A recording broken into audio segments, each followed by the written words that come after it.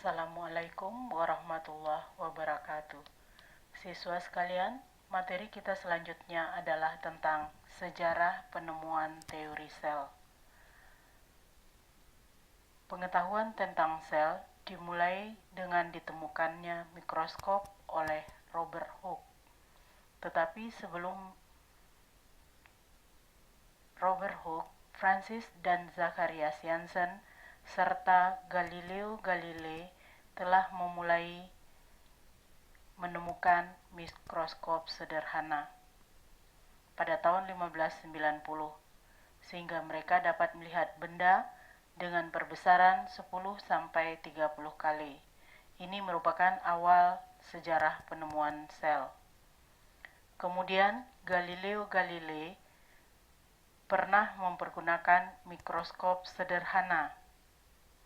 Selanjutnya, Robert Hooke dianggap sebagai penemu sel karena menemukan struktur kecil berbentuk kotak yang diberi nama dengan selula, yang berarti ruang kosong, yang mengingatkannya pada suatu ruang kecil tempat tinggal para biksu.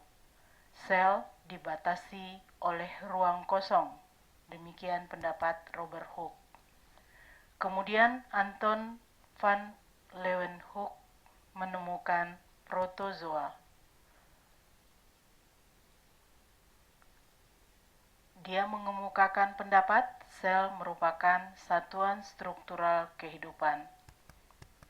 Sel sebagai unit terkecil dikemukakan oleh Matthias Leiden dan Theodor Schwann.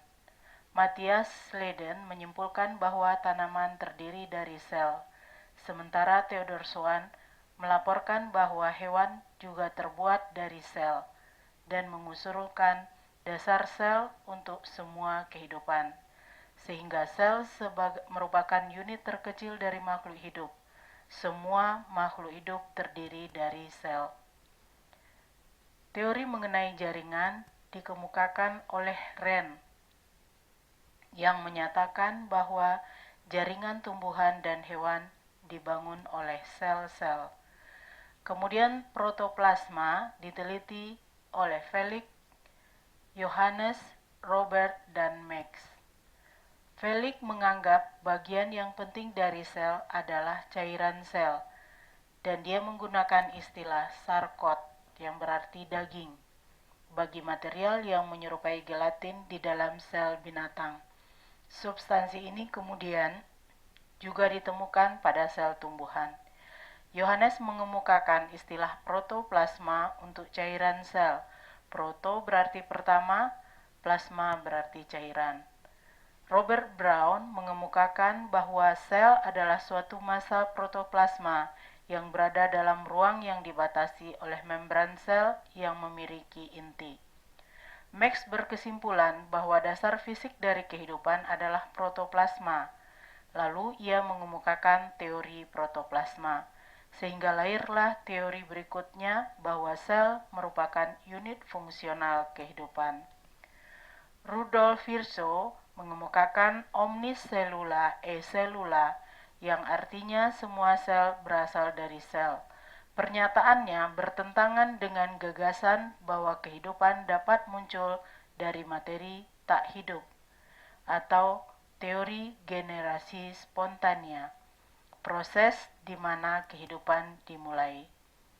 Reproduksi sel oleh Walter Fleming dan Edward Sternberger mengamati proses pembelahan sel sehingga muncul teori yang menyatakan sel sebagai unit reproduksi makhluk hidup. Inti sel oleh Robert Brown, Sternberger, dan Bernard menemukan adanya inti sel pada setiap sel hidup. Menurut Bernard, inti sel ini merupakan bagian sel yang terpenting.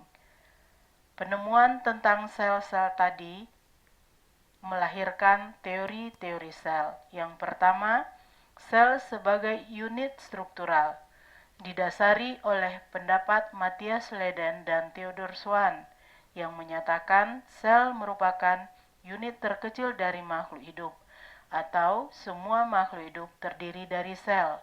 Teorinya adalah merupakan teori sel yang pertama, yang berbunyi semua organisme terdiri dari satu atau lebih sel. Sel sebagai unit fungsional diuraikan oleh Max dan Thomas Huxley. Dasar fisik dari kehidupan adalah protoplasma. Lalu ia mengemukakan teori protoplasma, sehingga lahirlah teori berikutnya bahwa sel merupakan unit fungsional. Teori sel kedua berbunyi, sel adalah unit terkecil kehidupan atau sel adalah unit dasar dari struktur dan fungsi makhluk hidup.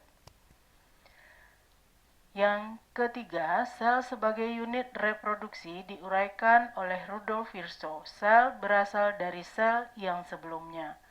Virchow mengemukakan omniselula cellula, semua sel berasal dari sel, sehingga muncullah teori sel yang ketiga, semua sel berasal dari sel yang sudah ada sebelumnya.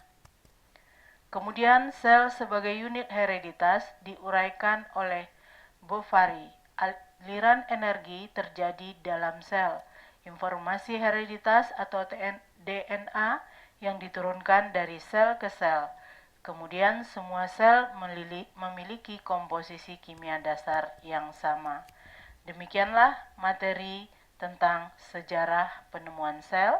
Sampai ketemu lagi pada materi yang berikutnya.